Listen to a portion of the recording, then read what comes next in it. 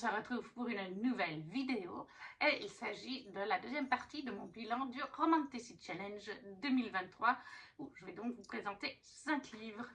Alors au final pour ce challenge, l'année passée, j'avais tout lu. Est-ce que j'ai lu pendant le challenge ou est-ce que j'ai terminé un petit peu après? Parce que jusqu'à fin 2023, début 2024, les challenges, j'arrivais à lire tout ce que j'avais à lire des fois dans les challenges, quoiqu'en 2023 et là 2024, c'est pas souvent le cas. Mais je lisais les livres qui restaient du challenge une fois la date passée. Donc je ne peux pas vous dire si j'ai validé le challenge vraiment dans les dates, mais il me semble que oui. On avait fait 5 livres qui sont dans la précédente vidéo et aujourd'hui je vous en fais 5 autres. Et je commence avec la catégorie créatures surnaturelles. On avait Honora, le tome 3 de Charlie Faro en auto-édité. Donc il est lu et pour lui j'ai mis 19 sur 20. C'est généralement toujours la même note pour Charlie Faro avec Honora. On est sur un tome 3, donc dans cette saga on va suivre Honora qui est une jeune femme. On est sur notre planète mais dans un futur lointain. Il y a eu une sorte de cataclysme naturel, je ne vais pas trop vous en dire. Et les choses ont changé sur Terre. Une des choses qui a changé, c'est qu'il y a beaucoup plus d'hommes qui naissent et les femmes sont une denrée rare. De ce fait, chaque village et chaque famille va gérer ses femmes différemment. Honora, elle a grandi dans sa maison avec son papa, sa maman, mais elle était enfermée. Elle n'avait pas le droit de sortir de sa chambre. Alors elle avait une très belle chambre, hein. Une grande chambre, une grande salle de bain, un grand dressing, elle avait tout ce qu'il faut. Elle avait même une télévision avec des vieux DVD afin de regarder les films, séries qu'il y avait avant le cataclysme. Elle n'était pas malheureuse, hein. Ses parents venaient la voir. Elle avait même une personne, un jeune homme qu'elle aimait bien, dont elle était un peu amoureuse, qui venait la voir. Et elle avait le droit de sortir deux fois par jour, une fois le matin, une fois le soir, quand il n'y a pas de gens dehors, 20 minutes à peu près, quelque chose comme ça à chaque fois. Mais tout ça pour la protéger, parce que dans ce monde-là, eh bien, les femmes peuvent se faire capturer, surtout les jeunes femmes, afin de devenir peut-être des poules pondeuses ou des choses de ce genre. Donc chaque famille faisait ce qu'il faisait. Après, c'est sûr que c'était pas l'idéal pour Honora de l'enfermer comme ça dans sa chambre, avoir à peu près, même pas 1 heure par jour, la lumière du vrai jour, mais jusqu'au jour donc où les parents vont lui annoncer qu'elle va se marier. Elle le savait, c'est ce qui est prévu pour les jeunes femmes. Comme je vous ai dit, elles sont rares, donc il faut les marier pour perpétuer les êtres humains et surtout les jeunes femmes. Mais elle va être mariée à Warren. Elle va le rencontrer, c'est ses parents qui l'ont choisi. Il était intéressé par elle, sauf que dès qu'elle le rencontre, elle se rend compte qu'il y a quelque chose qui ne va pas avec lui. Warren et elle s'entendent pas vraiment bien. Et tout de suite, elle a l'impression, enfin par moments c'est vraiment un confini, et par moments il va être très gentil, très doux, comme s'il avait 2 personnalités. Je ne vous le cache pas, parce que de toute façon ça se voit sur les couvertures, mais pas sur celle du 3. Warren est un loup-garou, voilà, c'est la spécificité du roman, c'est que Warren c'est un loup-garou qui a vraiment 2 personnalités. C'est pas un loup-garou comme dans Twilight qui a la même personnalité, non. Il y a Warren l'être humain, et le loup-garou qui s'appelle Lou, voilà. Et c'est 2 personnalités bien distinctes. C'est Warren qui est au contrôle du corps et tout ça, mais de temps en temps, il laisse sortir Lou quand ils en ont besoin, que ce soit dans la forme lupine ou humain. Il y a vraiment 2 caractères et ils sont opposés. Vraiment, on va découvrir, en fait, Warren, Honora, voilà, il fait ce qu'il a à faire, alors que Lou va tenir à Honora sincèrement. Ça, c'est vraiment le tome 1. Il va se passer plein de choses. Dès le tome 1, on va rencontrer d'autres créatures comme les sorcières. Et après, dans la suite de la saga, on a vraiment des loups-garous. Alors, il y a les loups-garous comme Warren, mais qui sont assez rares. Et il y a les loups-garous qu'on connaît tous. Il y a les loups-garous comme ça, il y a des sorcières. Après, on va rencontrer des vampires. Qu'est-ce qu'on rencontre d'autre? Je ne sais pas s'il n'y a pas des sortes d'oracles même. J'ai lu il y a plus d'1 an, donc, mais je me rappelle, je l'ai adoré. J'adore cette saga. Alors, ça se lit tout seul, hein. C'est un choix de Charlie. Charlie sort à peu près 10 livres par an. 9-10 livres par an, donc c'est un choix de rester sur une écriture simple. Si on regarde les vidéos de Charlie où elle en parle, où c'est réel, où c'est post Insta, elle ne dira pas le contraire. C'est pas une plume poétique, hyper recherchée, hyper subtile, c'est une plume normale qui se veut pour pouvoir lire vite. C'est une brique, hein, ça fait genre combien? Il fait un petit peu moins de 600 pages, 580 pages à peu près. Mais ça se lit vite parce que c'est une plume simple qui est faite pour être lue vite, pour qu'on comprenne bien l'histoire assez rapidement. Après, ça n'empêche pas qu'il y a plein de mystères. De tome en tome, on évolue. Là, dans ce tome 3, Honora évolue encore. Elle a vécu des choses à la fin du tome 2. Je ne peux pas trop vous en dire pour ne pas vous spoiler, mais elle a vécu des choses traumatisantes. Déjà dans le tome 1. En fait, elle les accumule. Mais là, dans le tome 2, elle a vécu des choses traumatisantes. Elle a vécu des échecs à quelque part. Elle s'est sentie trahie.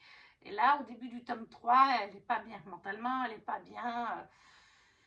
Elle a presque envie de tout laisser tomber à quelque part. Elle se sent vraiment pas bien. Elle se sent démunie. Elle va trouver des nouveaux alliés, si on peut dire ça. D'autres qui étaient déjà là, mais qu'elle n'avait pas conscience qu'elle pouvait compter sur eux comme des piliers. Et elle va repartir aider Warren, qui s'est fichue dans une merde pas possible à la fin du tome 2, comme elle découvre dans ce tome 3. Donc elle va aller l'aider. Voilà. J'ai adoré certaines évolutions entre Warren et Honora. Je peux pas trop vous en dire parce que ça vous spoilerait tous les autres tomes, mais j'ai bien aimé leur évolution, sauf à la fin. Voilà, je ne sais pas si Charlie passera un jour par là, mais je ne sais pas ce que ça veut dire pour la suite, mais c'est pas bon signe. Après, ça peut repartir sur autre chose vis-à-vis de cette fin. J'ai adoré le fait qu'on mélange toutes ces créatures. On a tout cet aspect aussi qui est lié à ce qui s'est passé. Je ne sais plus si c'est il y a des siècles de cela ou pas, donc la catastrophe naturelle qui a eu lieu. C'est ce qui a fait que certaines créatures surnaturelles ont pu s'immerger à quelque part, se démarquer, même si elles restent discrètes, que les humains n'en ont pas forcément toujours conscience, mais elles sont là, et on sent que en fait, Charlie a créé un multiverse. Là, c'est le tome 3, après il y a le tome 4. Mais entre le tome 3 et le tome 4, il est conseillé par Charlie de commencer sa saga, si je ne me trompe pas, c'est celui que j'ai acheté, de Artemis Leroy, qui est avec une louve-garou, alors que Honora est une humaine. C'est une humaine tout ce qu'il y a de plus banal. Hein. Elle est au milieu de loup-garou, de vampires, mais elle est badass. Hein. Et donc, voilà, entre le tome 3 et 4, il faut lire Artemis Leroy, tome 1. Après, je crois qu'il faut lire le tome 4. Je ne sais plus, parce qu'il y a aussi Misty là-dedans qui s'est mise. Il y a Honora, il y a Artemis, il y a Misty. J'ai l'impression d'oublier une héroïne du multiverse. Et chacune de ces héroïnes ne se situe pas forcément à cette époque-là. Elles peuvent être dans le passé aussi. Je crois que c'est le cas de Artemis, je crois qu'elle est dans le passé. Donc c'est pour ça, on sent qu'on est en train de construire tout un univers. On sent qu'il y a des espèces de prophéties, qu'il s'est passé des choses qui peuvent se repasser peut-être, ou qu'il va falloir les creuser dans le passé. Moi, je le trouve très bon. Moi, j'adore la plume de Charlie sur cette saga. C'est vraiment celle que je préfère de Charlie. Après, donc je vous ai dit, je n'ai pas commencé Artemis Leroy. Il faut vraiment que je m'y mette. Mais voilà, le tome 3 de Honora de Charlie Farrow en auto-édité, 19/20 pour la catégorie qui était créature surnaturelle. On est totalement dedans.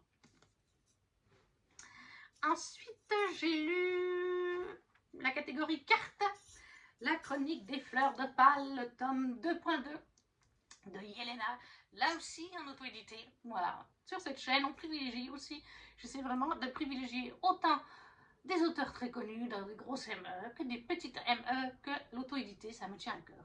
Dans les fleurs d'opale, c'est un petit peu complexe dans le sens où les tomes 1 et 2 sont la partie des chroniques fleurs d'opale 1.1 et 1.2 où on suit Diftil. Et le tome 2.1 et 2.2, on suit en fait les héritiers, les enfants des survivants, parce que forcément il y a quand même des morts, vous imaginez bien, c'est Yelena, elle aime bien tuer les gens. On suit les enfants des vivants, ou même des morts d'ailleurs, de la première duologie en fait. Et là, alors on voit... c'est compliqué de vous en parler, j'ai failli vous spoiler, donc je me suis arrêtée assez tôt. Mais du coup, oui, on va suivre les enfants, tout en suivant un petit peu quand même, il y a quand même quelques chapitres du point de vue de certains protagonistes de la première duologie. Mais on va les suivre, on va suivre ces enfants, dont Sada, si je me rappelle bien. Oui, voilà, Sada, la fille de Diftil et de... ça, je ne vous dirai pas. On va suivre sa sœur, qui s'appelle... ah, voilà, j'ai la généalogie.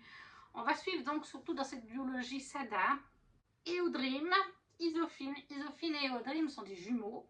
Ce sont les frères et sœurs aînés de Sada. On suit Hidne aussi. On suit aussi Niro.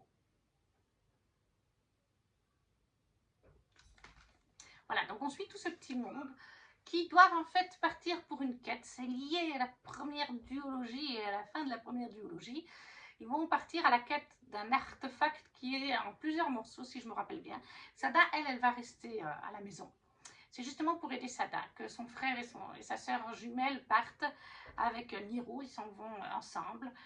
On va suivre tous ces points de vue. Parfois, leur cousine, parce qu'ils sont cousins entre eux. Parfois, leur cousine Idney va les retrouver. Parfois, elle sera avec Sada. On va suivre aussi un petit peu, de par leur point de vue, donc les survivants la première duologie. Certains de ces personnages en première duologie auront leur point de vue. On va aller dans des nouveaux royaumes qu'on n'avait pas, et des nouvelles villes, villages, des nouveaux endroits qu'on n'avait pas forcément encore vus. D'autres qu'on a vus dans la première duologie qui nous rappellent des souvenirs. Certains personnages nous rappellent des souvenirs. On est en fait dans un univers de fantasy qui est vraiment totalement inventé par Yelena, où il y a plusieurs peuples, dont les humains, qui se font la guerre. Dans la première duologie, c'est ça. Les humains se font la guerre avec les Nahides. C'est comme ça qu'on dit, hein, je ne sais plus exactement. Et pourtant, ils ont des dieux qui sont en commun. Hein. Ils ont plusieurs dieux. Et en fait, on réalise que ces dieux ont des descendants. Voilà, je ne veux pas vous en dire plus, seulement que dans la première duologie, Diftil est la descendante d'une déesse qui n'avait encore, il me semble qu'elle n'avait jamais eu d'enfant encore. Donc elle est très très puissante. Mais là, c'est leurs enfants. Et moi, j'ai adoré retrouver certains personnages de la première duologie ou voir les enfants grandir, évoluer dans les premiers chapitres. Et puis après, là, c'est le deuxième tome, donc vraiment, on est sur cette quête. Comme leurs parents, ils partent en quête. Il leur arrive plein de choses. J'aime beaucoup parce qu'on est, bon, on est sur une famille. Hein, c'est des cousins entre eux, de frères et sœurs. Mais on a vraiment tout cet aspect famille. On se soutient les uns les autres, on reste ensemble, on s'entraide. Moi, j'ai beaucoup aimé ça. J'ai aimé l'humour qui est dans ces livres. Il y a certains personnages qui sont bourrés d'humour, comme l'étaient d'autres personnages de la première duologie. J'ai aussi aimé, même si c'est un crève-cœur, certaines morts. Alors, par contre, certaines morts, il y a vraiment une mort. Elle est arrivée, mais alors, soudainement. Yelena, j'étais là, quoi? Une seconde, le personnage est vivant, la seconde d'après, c'est fini. J'étais là, Yelena, je sais que tu aimes tuer les personnages, mais pouf! Voilà, c'est prenant aussi de par cet aspect où il y a forcément des morts. La fin m'a touchée, j'ai bien aimé vis-à-vis des dieux ce qui se passe à la fin. Je ne peux pas trop vous en dire, hein, pour pas vous spoiler, mais j'ai bien aimé comment ça se finissait, comment les dieux s'imbriquaient là-dedans. On peut s'imaginer des choses nous-mêmes. C'est ce que font les personnages survivants à la fin. Ce qu'ils espèrent et ce qu'on pense qui est vraiment arrivé, puisque ça finit comme ça, on peut se dire oui, c'est vraiment arrivé de cette façon. C'est dur de vous en parler en restant vague parce qu'il y a 3 autres tomes, dont un autre dans cette duologie et 2 tomes de la première duologie, et je ne peux pas vous dire des choses pour ne pas vous spoiler. Même la quête qu'ils font est liée à la première duologie et certaines choses de la première duologie, donc c'est dur. Mais voilà, moi j'adore cet univers de fantasy, moi je le trouve hyper bien construit. La plume de Yelena, elle est certes particulière, encore une fois, je vous le dis à chaque fois que je vous présente un de ces romans des Chroniques des Fleurs d'Opale, mais c'est la vérité. C'est vrai que la plume est différente que Persona, qu'elle a publié chez Hachette, parce que là, on est sur un récit un peu médiévaux, je pense, en termes, si on doit se placer dans la ligne temporelle, à peu près par là.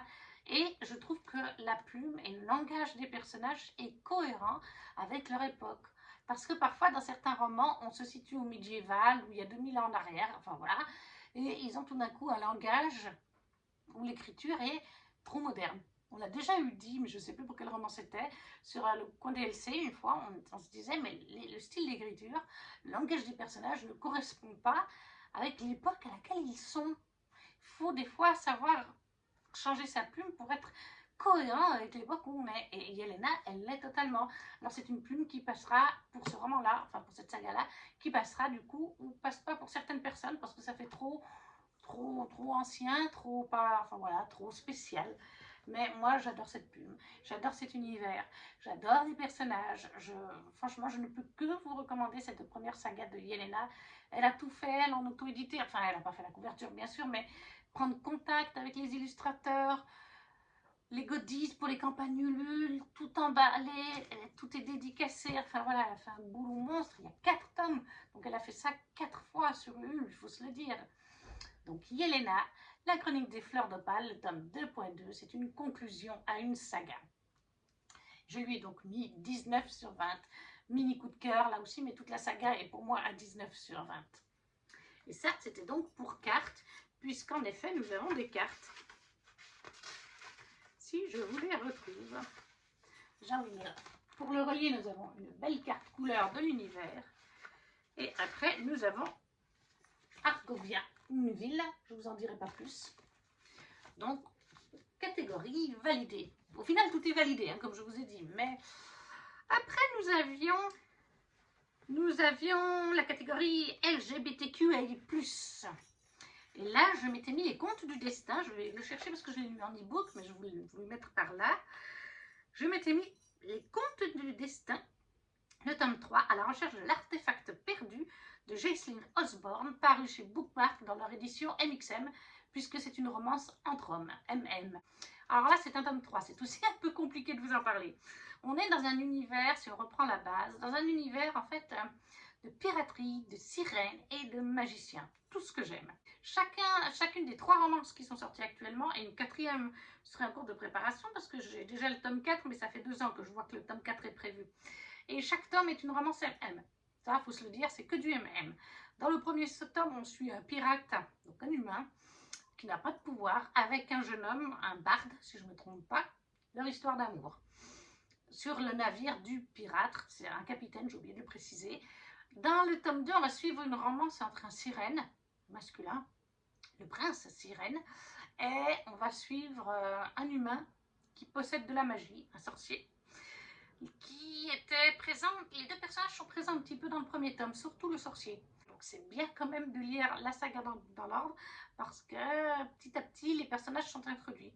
Et la romance du tome 3, on va suivre en fait, comment s'appelle-t-il, Malik, qui est un garde sirène du prince sirène. Comment s'appelle-t-il déjà? Voilà, le prince sirène, c'est Lorcan. Et Malik est en fait son garde sirène. Et il va avoir une romance dans ce tome-là avec Troy, qui est un noble sirène, qui est le meilleur ami de Lorcan. Et là aussi, Malik, il est introduit dans le tome 2, qui est le tome de Lorcan et de son love interest sorcier, tout comme Troy est aussi introduit dans le tome 2. On soupçonne déjà des petites choses, des petits crépitements entre les deux. Lorcan les soupçonne aussi, donc forcément, il faut mieux les lire dans l'ordre. Sinon, on va se dire, bon, bah lui, ok, mais quels sont leurs liens? Oui, on peut comprendre, mais c'est dommage de ne pas lire dans l'ordre. Donc ça va être leur romance. Et dans ce tome 3, ils vont devoir partir à la recherche de l'artefact perdu. Et pour ça, c'est le roi des sirènes qui va le leur demander, si je me rappelle bien. Et pour ça, il va falloir aller chercher Lorcan. Lorcan, qui est à la fin du tome 2, ne vit plus sous la mer, mais il vit sur Terre avec son love interest. Je ne veux pas en dire plus, parce qu'après ce serait vraiment spoilé. Là, c'est déjà un peu spoiler, mais je suis obligée. Donc en fait, ils vont chercher Lorcan, son love interest va venir avec eux, et ils vont retrouver les personnages du premier tome, les premiers... le capitaine pirate et son barde. Là aussi, on va se retrouver, tout le monde va se retrouver. J'essaie d'être vague, ça spoil un petit peu quand même, mais je vais rester vague sur les situations de chacun par contre. Ils vont tous se retrouver, et ça j'ai vraiment adoré, qu'on revoie les anciens personnages comme ça des premiers tomes, les amitiés entre certains, d'autres, il y a un petit peu des frictions, parce que c'est-à-dire, ouais, genre lui c'est mon meilleur ami, mais lui par contre je l'aime pas du tout, ou bien lui il a une sale réputation. Donc j'adore comment tout s'imbrique entre ces 6 personnages au final, cette quête pour un artefact perdu, parce qu'il va y avoir une guerre entre les sirènes et les humains, c'est pratiquement sûr, et aussi avec les sorciers. Il y a un grand méchant, enfin il y a le roi qui est méchant là-dedans, le roi des humains n'est pas très net, et il y a un autre grand méchant, dont je ne peux pas vous en dire non plus trop, parce que ce serait vous spoiler les romans. Mais ils vont partir donc faire cette quête. Et moi, j'adore cet univers, j'adore cette saga pour tout le mélange avec pirate, capitaine ou non, et donc humain, sorcier, sirène. J'adore le fait que ce soit des romances MM. C'est dommage qu'on n'ait pas le FF là-dedans, mais bon, bref, ça c'est un détail. Voilà, j'adore donc qu'on mixe toutes ces créatures, moi j'adore ça. Les MM, j'adore. C'est juste dommage qu'on n'ait pas plus de FF. C'est malheureusement souvent le cas en France, et surtout avec Bookmark, ils font du MM, mais le FF, j'en vois très peu. Il faudrait même que je demande à la maison d'édition s'ils en possèdent, ou alors si vous en connaissez. Mais voilà, moi j'adore cet univers. Et là aussi, j'ai mis... Pour cette saga, je mets en général 18 sur 20. Il me manque un peu de Spacey, de mémoire, je crois qu'il me manque un peu de Spacey pour pouvoir avoir un coup de cœur, mais c'est des très bons moments de lecture. La plume de l'autrice, je m'excuse, comme je filme avec la fenêtre ouverte parce qu'il fait 27 degrés, il y a les voitures qui rentrent du boulot, c'est vachement sympa sous mes fenêtres. Bref, donc je disais, la plume est super sympa, elle est super fluide. Après, je le lis en e-book, j'ai toujours l'impression en e-book de lire plus vite qu'en papier. Je ne sais pas si c'est juste une impression, mais j'aime beaucoup cet univers. Moi, je vous le conseille si vous aimez les romances MM, si vous aimez tout ce qui est piraterie sur l'eau, etc. Bah, vous allez forcément apprécier. Donc, Les Contes du Destin, le tome 3 de Jaselyne Osborne chez Bookmark, collection MXM.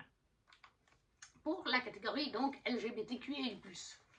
Ensuite, j'ai lu, pour un favori d'une booktubeuse, j'ai choisi, il me semble que c'était Nina que j'avais choisi, avec Guild, ou la saga d'Oren, le tome 1 de Raven Kennedy, chez Hugo, chez leur collection Romantécie.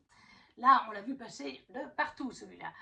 Pour cette saga, on est sur une réécriture du roi Midas, donc de la mythologie grecque, ce qui est ce personnage qui, quand il touche quelque chose, ça se transforme en or. C'est le cas ici. Dès que Midas touche quelque chose, ça se transforme en or. Et en l'occurrence, Midas est le roi d'un royaume, il y a plusieurs royaumes. Et Midas a plusieurs pouliches et poulains royaux, pouliches et poulains dans son harem. Et sa favorite est Oren. Oren, il l'a carrément transformée en or. Mais elle est toujours vivante, hein. Je crois qu'il y a juste sa langue qui est rose. Tout le restant de son corps est le blanc des yeux. Tout le restant est en or, de couleur or en or. Et comme elle est sa pouliche préférée, qu'elle est en or, elle est en plus pas tout à fait traitée comme les autres pouliches et poulains. Elle est enfermée dans une cage géante qui va d'une pièce à l'autre en fait. Elle peut aller dans différentes pièces, mais toujours enfermée dans cette cage. Comme ça, personne ne peut l'approcher, sauf Midas qui a la clé de sa cage. Et bien sûr, il la retrouve des fois pour s'envoyer en l'air. Alors, c'est un roman spacey, c'est pour un public averti. Hein. Dès la première page, on est du point de vue d'Oren, et on va suivre Oren qui est dans sa cage et qui est en train de voir Midas en train de s'envoyer en l'air avec la moitié de son harem. Il y a des femmes, il y a des hommes, tout le monde en même temps, c'est une orgie. Donc, c'est clair, vous ne mettez pas ça entre les mains d'un jeune public, ni même d'adolescents, techniquement. Après, il n'y a plus trop de scènes pendant ce tome 1 de Spacey, il n'y en a pas trop, parce que l'histoire va évoluer. Oren, en fait, qui est la favorite de Midas, un jour Midas va la proposer à un autre roi, en échange de quelque chose vis-à-vis des royaumes. Ça va traumatiser Oren, elle va se dire, mais en fait, finalement, il ne tient pas tant à moi que ça, parce que, techniquement, jamais il a fait ça. Et là, il est prêt à tout, elle le supplie, il n'y a rien à faire. Il est prêt à ce qu'elle passe la nuit avec ce mec, quoi. Donc, elle ne comprend pas. Et après, suite à ça, un peu plus tard, le roi Midas va envoyer ses pouliches, ses poulains, y compris sa favorite, dans un autre endroit. Pourquoi, comment, je ne peux pas vous l'expliquer, mais du coup, il y a beaucoup du livre qui se passe dans un voyage qui ne va pas être évident, un voyage où Oren va commencer à prendre conscience de certaines choses, elle va vivre des événements pas faciles. Là encore, il y a une scène vraiment pas facile pour un autre personnage, pas pour elle, mais elle est présente, donc c'est pas évident. Et la fin, la fin présage plein de choses. Je ne peux pas vous en dire plus, mais on finit, oui, sur un cliffhanger où on a envie de connaître la suite. Est-ce que pour autant j'ai lu la suite? Pas encore. Il faut que je me l'achète, mais il y a trop de sorties. Et en ce moment, j'ai tendance à me dire, depuis plus d'1 an maintenant, depuis le décès de maman, j'ai tendance à me dire, oui, c'est un brochet, ça peut attendre. Alors c'est tout à fait le cas. Alors qu'un relié ne peut pas attendre forcément des mois selon les maisons d'édition. ben, il faudra que je la continue parce que j'ai adoré ce premier tome. Je lui ai mis, Guild, je lui ai mis 18 sur 20. J'ai laissé de la marge justement parce que Nina disait bien dans ses vidéos, et depuis, ben, il y a d'autres booktubeuses qui ont lu la saga, comme Kimi par exemple, et toutes les personnes qui lisent cette saga disent bien que le premier tome est en dessous des autres tomes. Plus on avance dans la saga, plus on va avoir un world building, si je me souviens bien, plus la romance va se faire, plus on va comprendre des choses, on va creuser, et ça va devenir intéressant, plein d'actions, palpitant. Donc vraiment là, on a posé en fait les bases, tout simplement, avec le roi Midas qui n'est pas le plus sympa des personnages, comme vous l'avez bien compris.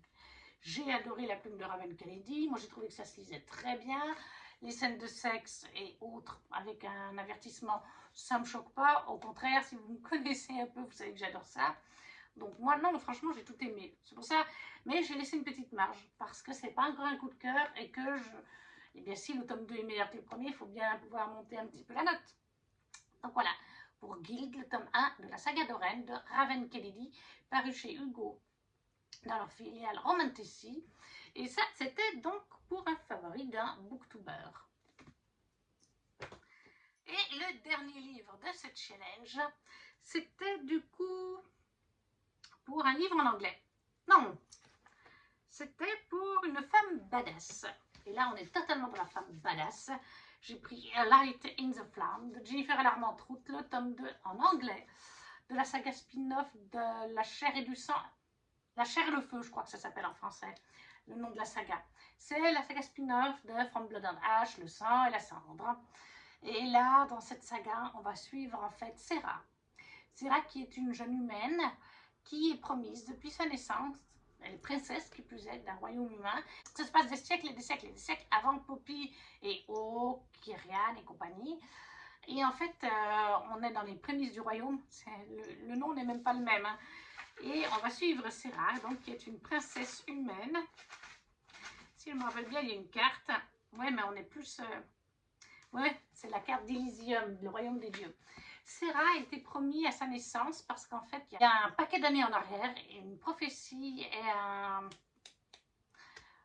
pacte a été fait pour sauver les terres. La première fille qui naîtra dans la lignée royale de cette famille sera offerte à Nyctos, le dieu de la mort. Et du coup, elle est formée depuis son plus jeune âge pour être choisie par Nyctos quand il viendra, puisque des fois les dieux à ce moment-là viennent dans le royaume humain.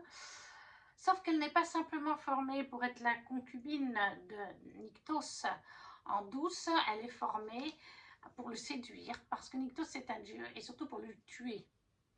Parce que le royaume a un souci, il y a une prophétie qui a été faite, et ils en ont déduit qu'il fallait que l'héritière, enfin la jeune femme qui naîtra, devra tuer Nyctos pour que cette malédiction qu'il y a sur le royaume qui gangrène la terre à quelque part s'arrête. Et pour tuer un dieu, surtout un originel tel que Nyctos, il faut le séduire pour qu'il abaisse ses barrières mentales et physiques, parce que sinon, même en le poignardant, il régénère. Mais s'il tombe vraiment amoureux, il sera affaibli, et là, Serah pourra alors vraiment le tuer. Donc elle apprend l'arme de la manipulation, de la séduction, du sexe, tout ça.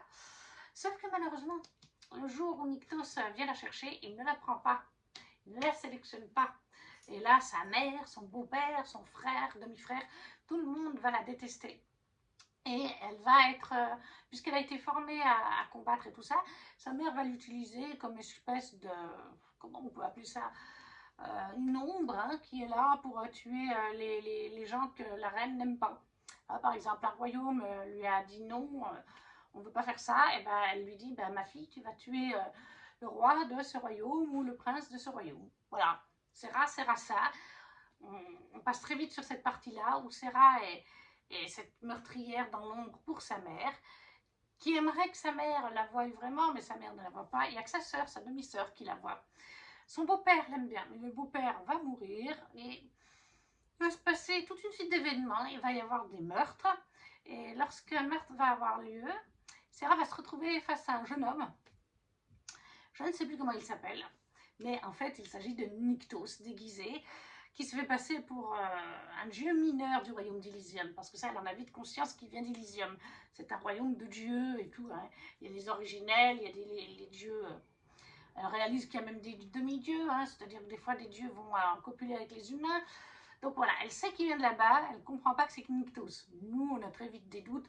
Je vous le dis parce qu'à quelque part, vous le sentez dès le résumé, que le jeune homme qu'elle rencontre, c'est lui. Hein. Et donc, en fait, ça va être leur histoire. Ça va être amené, pour amener aussi tout ce qu'il y a dans le Saint la Cendre, certaines prophéties, que ce soit dans le tome 1 de ça, dans le tome 2, sont liées autant à cette saga qu'à celle de Poppy et Hawke. Tout s'entremêle. Dans le Saint la Cendre, on va rencontrer à la fin du tome 3 certains personnages qu'on retrouve dans cette saga, mais ils sont beaucoup plus jeunes, par exemple, ou certains sont déjà adultes, etc. Tout est lié l'un à l'autre. Moi, j'adore cette saga, ces deux sagas, parce que Jennifer Larmentrout a vraiment créé tout un univers avec des parallèles, des centaines et des centaines, pour pas dire peut-être même des milliers d'années d'écart, mais tout est connecté, tout est super bien fait. Les créatures qu'il y a dans cet univers, on a les dieux originels, des dieux inférieurs, chacun des dieux à son royaume, avec les dieux inférieurs à son actif.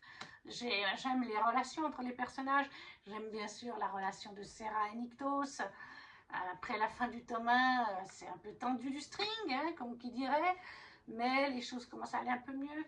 Et puis on a cette ombre au tableau qui est Collis, mais j'essaye de rester vague pour pas trop vous en dire.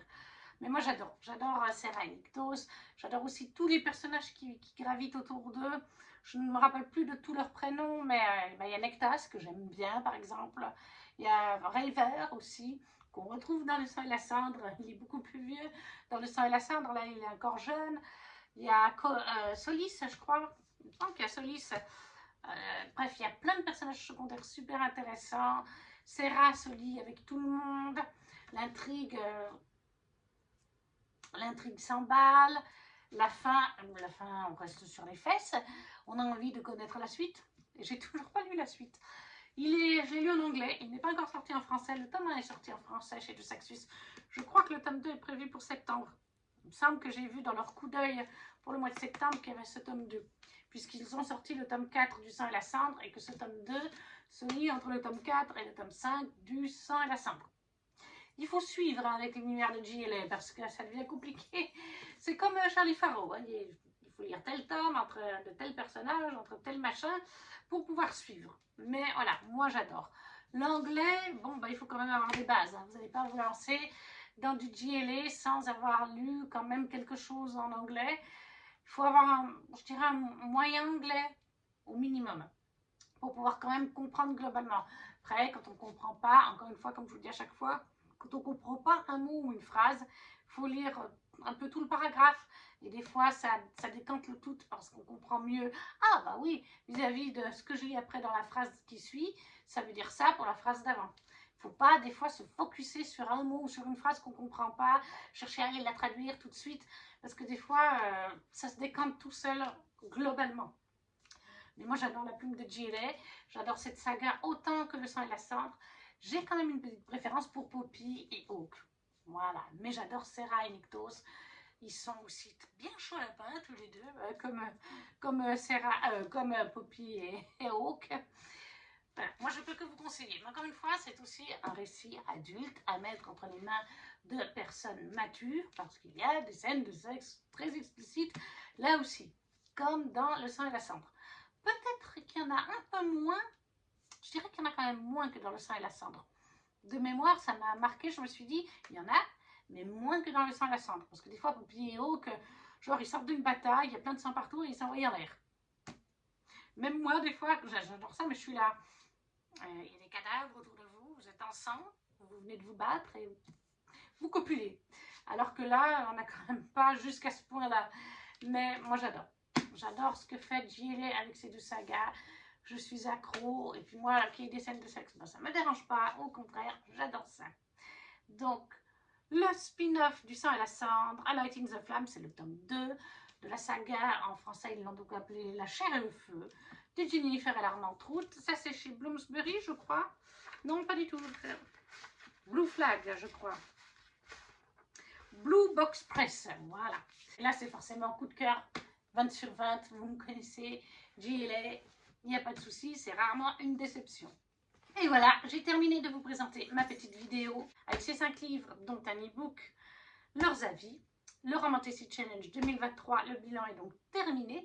N'hésitez pas à me dire en commentaire si vous avez lu certains de ces livres, s'ils vous font envie, si vous ne savez pas quoi mettre, un petit emoji, un petit like, à partager la vidéo. Et nous, on se retrouve très vite pour une prochaine vidéo. Ciao, ciao!